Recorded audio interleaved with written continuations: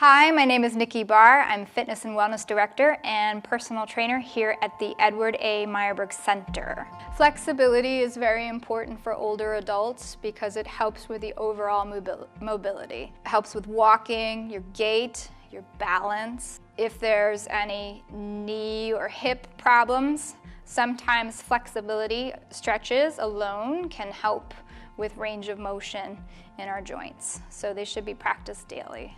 Here are my top tips for flexibility and mobility in older adults. Tip number 1, starting with ankle mobility. In a seated position, you can practice dorsiflexion and plantar flexion. This is where you point and then flex the toe. So you're going to lift the toe up as much as you can.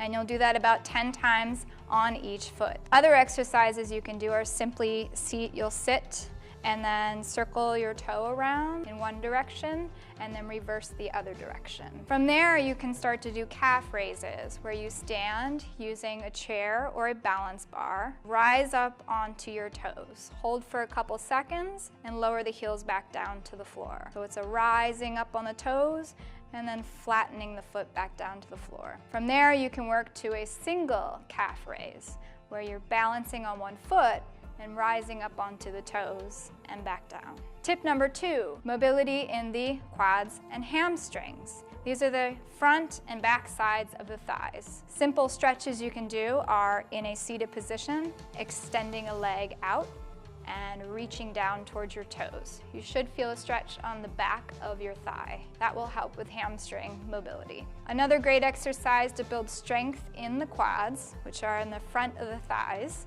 are to sit in a chair, extend your leg in front of you, hold for a couple seconds, and lower back down. You'll do that 10 times on the right leg and 10 on the left. Tip number 3, hip mobility. Sitting in a chair, you'll cross the leg over so that the ankle is above the knee and hold that stretch. If you have a little more flexibility in the hip, you'll keep your back straight and lead with your chest forward until you feel the stretch in your hip. Another great stretch for hip mobility and flexibility is to sit with your knees spread wide apart, keeping your back straight. You'll lean forward until you feel the stretch on the inner thigh. Hold for about 30 seconds. Tip number 4, torso mobility. The spine is meant to move in many ways, including in a twisting motion. And over time, we sort of lose the ability to move the spine in that way. So, some exercises you can do to loosen up the spine. Start with just a simple raise of the arm over the head. You should feel a stretch all the way down your side.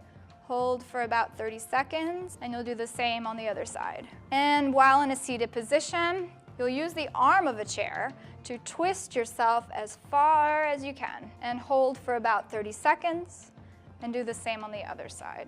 Tip number 5, shoulder and upper back mobility. Starting with shoulder rolls, you'll simply bring the shoulders up towards the ears and back. You can roll up and back 10 times and then reverse. Roll the shoulders forward. Another great exercise, especially for those who are finishing up therapy for the shoulder, is to stand close to a wall and slowly walk the hand up the wall. If you feel too much pain, stop there and walk the hand back down the wall.